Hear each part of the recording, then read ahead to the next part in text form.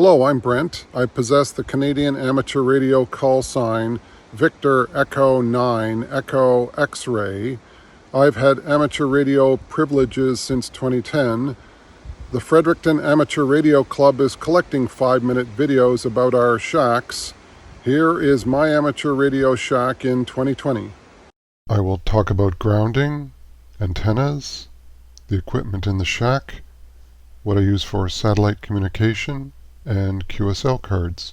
In the book by Weeks, he talks about how one ground rod, 5 feet long, 1/2 inch diameter, in typical earth with a conductivity of 0.01 mhos per meter, has a resistance to ground of 60 ohms, a discouragingly high number, he wrote.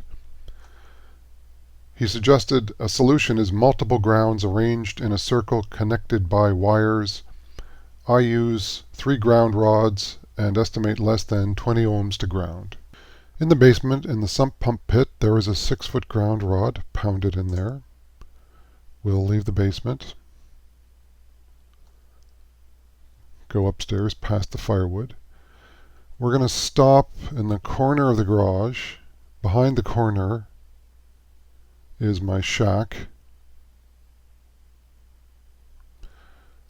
That conduit you see on the wall took me a whole summer to put in. The cables go into conduit in the ceiling. Over here would be the 10-foot ground rod. It was pounded in before the driveway got paved. 6-gauge wire goes in here and then winds around and goes into the shack. The next is to go over to the house ground around the corner. Here. From here you can see where the transmission lines leave the conduit at the top of the garage and go into the forest where there's a lightning arrestor.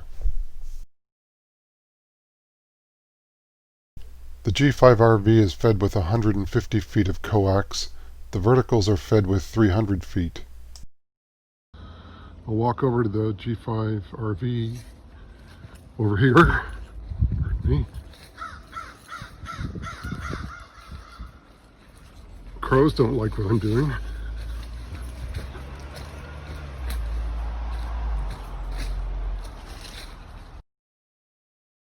You can't see the G5RV, it's just a wire, but you can see the space in the forest and a bit of the transmission line. To get to the 20-meter vertical, I have to walk in the forest in that direction and walk in the forest that way to get to the 40. The 20-meter vertical is here. The 40-meter vertical is here.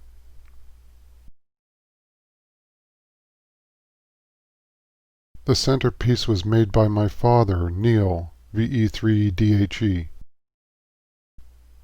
Finally going into the shack. On the wall I have 4 awards and my license. All grounds go to a copper pipe in the black box with the switches. I connect in the sump pump and driveway grounds there. That's a 240 volt 30 amp plug for the amplifier. I use both a linear power supply and a switching power supply. The control head for the ICOM 7000 is disconnected from the radio. I have a Signalink USB and the antenna tuner I use for the G5RV. My radio is on Remotehams from September to April mostly. And that's the amplifier, not on Remotehams. In August I had a satellite QSO with Dave Victor Oscar 1 Alpha Uniform when he was in Newfoundland, and that's the image from PEI just moments after.